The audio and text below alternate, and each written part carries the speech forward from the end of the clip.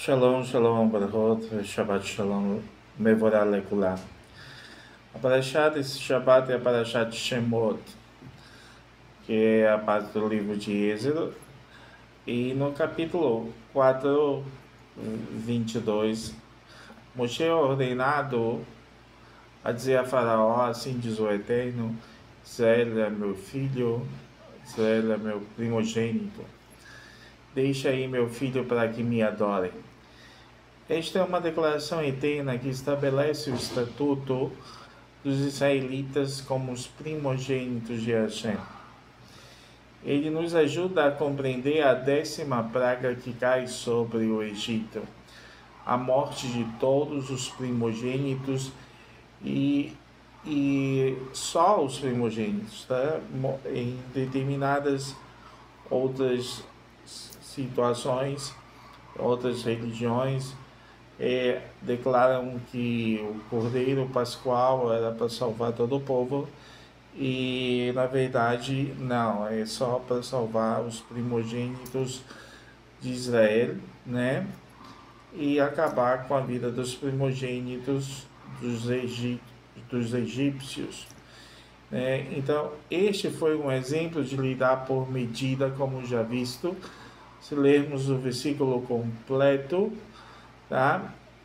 Assim diz o Eterno: Israel é meu primogênito, que eu, o Eterno, vos disse: deixa meu filho ir para me adorar, e ainda se recusa a deixá-lo ir. Agora vou matar o seu filho primogênito. As leis da Torá nos trata e nos mostra o status privilegiado que goza o filho primogênito. Ele era mestre sobre os seus irmãos e respeitado por eles. O primogênito também recebe uma porção dupla da herança de seu pai. Isso está em Deuteronômio 21, 17. E gozava de outros benefícios. No entanto, contrariando, né, o que eu digo, né, que eu falei há pouco, notamos que em histórias bíblicas o filho preferido não é necessariamente o primogênito. Caim, o primogênito, e seu irmão Hevel ofertaram ao Eterno, mas para Caim a sua oferta o Criador não deu nenhum mérito. Está em Bereshit 4:5.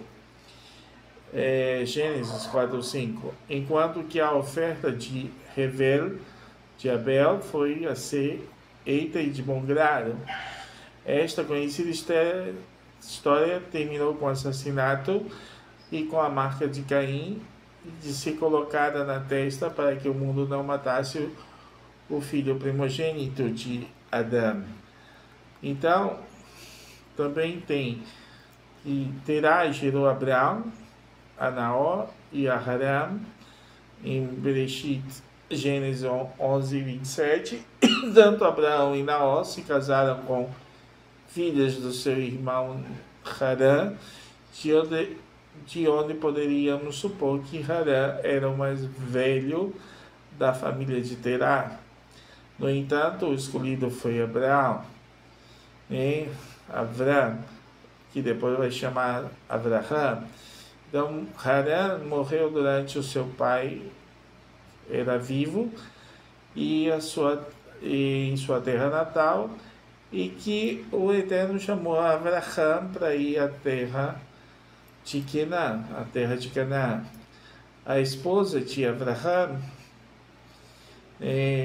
Sará, era estéril, e depois de viver em Canaã há 10 anos, ela sugeriu um consorte com sua empregada, para, segundo os costumes, ele pudesse gerar um filho, né?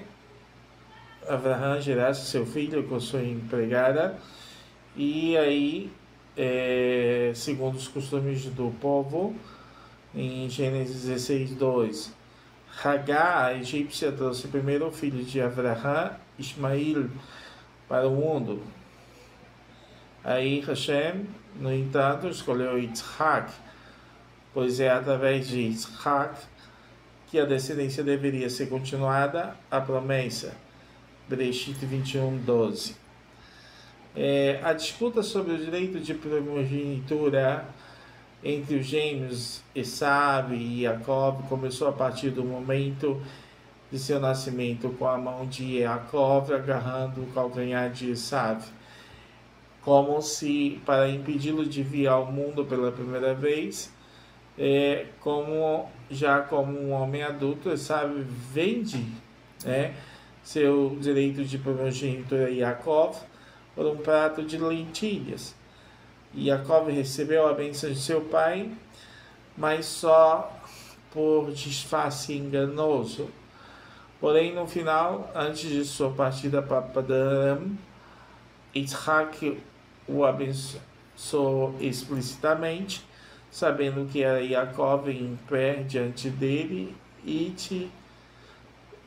disse: e te dei as bênçãos de Abraão e a tia tua descendência contigo, para que em herança possuas a terra de tuas peregrinações, que Hashem deu a Abraão. Isso está em Gênesis 28:4. Mais uma vez a linha da dinastia saiu das mãos dos primogênitos e passou para o segundo filho. Bom, uma coisa semelhante aconteceu com os gêmeos de Judá, Judá, nascidos a ele por sua filha Tamar. E isso está em Gênesis 38:27. Aconteceu ao tempo de dar à luz que havia gêmeos em seu ventre, e sucedeu que, dando ela à luz, que um pôs fora a mão, e a parteira tomou e atou em sua mão o fio encarnado, dizendo: este saiu primeiro. Mas aconteceu que, tornando ele a recolher sua mão, eis que saiu seu irmão, e ela disse: como tu tens rompido sobre ti a rótula, chamaremos de Pérez. E depois saiu seu irmão, em cuja mão estava o fio encarnado, e chamaram de Zerá. Pérez, que não era primogênito, foi o único que teve o privilégio de dirigir a árvore genealógica pela qual o rei Davi seria descendente. Isso aí, a gente pode ver isso em Ruth 4:18. Bom, a mesma coisa se repete com os filhos de Jacob, Reuven, o primogênito, caiu em pecado e, violando a mulher do seu pai, foi deixado de lado, até mesmo repreendido por Jacob em seu testamento aos seus filhos antes de sua morte, E em contraste, as palavras de Jacob e Judá e Yosef traz claramente que foram os mais importantes e honrados das tribos de Israel. Antes do último testamento de Jacob, testemunhamos a bênção especial que Jacob deu aos seus netos, os filhos de Yosef. Então, mas Israel estendeu a sua mão, está escrito, a direita, e pôs sobre a cabeça de Efraim, que era o menor, e a sua esquerda sobre a cabeça de Manassés, dirigindo as suas mãos propositadamente, não obstante a Manassés, seu primogênito. Então, e abençoa a Yosef, e disse: o Deus em cuja presença andaram os meus pais Abraão e Isaac, o Deus que me sustentou desde que eu nasci até este dia, o anjo que me livrou de todo o mal, abençoe estes rapazes e seja chamado neles o meu nome, e o nome de meus pais Abraão e Isaac, e multipliquem-se como os peixes em multidão no meio da terra. Então, vendo, pois, ali Yosef, aquela situação que seu pai tinha colocado a mão principal sobre Efraim e não sobre Manassés. José disse a seu pai: não assim, meu pai, porque este é o primogênito. Põe a tua mão direita sobre a cabeça. Mas Jacó vai e recusa-se a fazer isso. E disse: eu o sei, meu filho. Eu sei, também ele será um povo, e também ele será grande, contudo o seu irmão menor será maior que ele, e a sua descendência será uma multidão de nações. Assim os abençoou naquele dia, dizendo: em ti abençoará Israel, dizendo: Deus te faça como Efraim e como Manassés. E pôs a Efraim diante de Manassés. Isso está em Bereshit 48, 14 a 20. Durante toda a narrativa bíblica, vemos que o primogênito é deixado de lado, sendo esse caso bem comum. Aí vem uma pergunta muito intrigante. Por que nesse exato momento, porque Deus fala que Israel é meu primogênito? Onde se encontra o nosso privilégio de sermos o primogênito de Hashem? Não devemos esquecer que historicamente e cronologicamente o povo de Israel não foi a primeira nação a emergir no mundo. Então, já em período patriarcal, segundo as escrituras, havia nações populosas e reinos fortes em nossa região. Quanto a Israel encontrar-se, a família de Jacó desceu ao Egito apenas com 70 pessoas. No tempo de José, quando foi o vice-rei do Egito. Assim podemos concluir que o povo de Israel é o filho primogênito no sentido de seremos favorecidos por Hashem. Então, esta é a conclusão. Então, o povo de Israel foi escolhido para ser o primeiro entre todos os povos, luz para as nações. E os anais do povo judeu, o povo do Kadosh Baruch Hu, são repletas de dificuldades e obstáculos, perseguições, problemas. Então, na verdade, o nosso papel é de deixar bem claro para as nações, e isso é fato, que é ser o primogênito de Hashem, ou o povo escolhido se tem privilégios no sentido pleno da palavra. Tá? O destino do nosso povo parece ser um cumprimento do verso: porque o Eterno repreende aquele a quem ama, assim como o pai ao filho a quem quer bem. Isso, Mishlei, o livro de Provérbios 3:12. Sendo Israel o primogênito do Kadosh Baruch Hu, seja não dá ao povo de Israel privilégios especiais e prazeres das coisas boas da vida. Então, ao contrário, nos dá uma pesada responsabilidade, que é colocada sobre Israel ser um reino de sacerdotes e uma nação santa. Êxodo 19:6.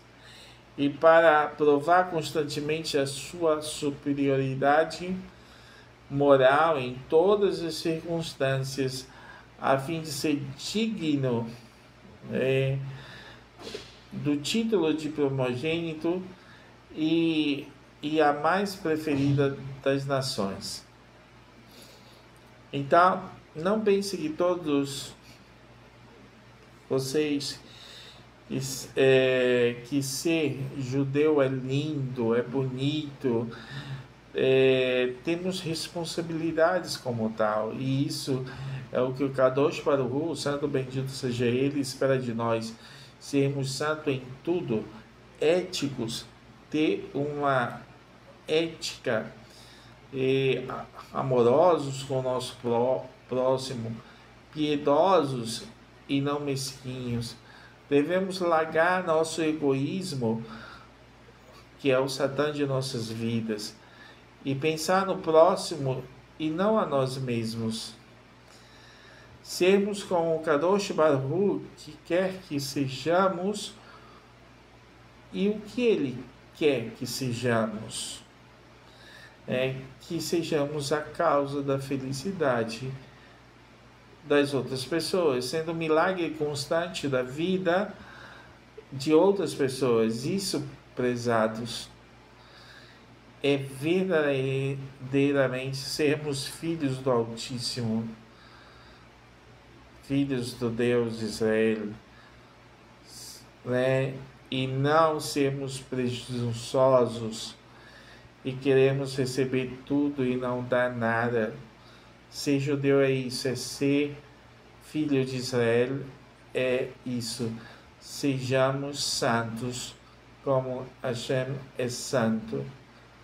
Então, pessoas que são soberbas, pessoas que são presunçosas, pessoas que se acham melhor do que as outras, não estão dentro da vontade do Criador e para isso precisam estar.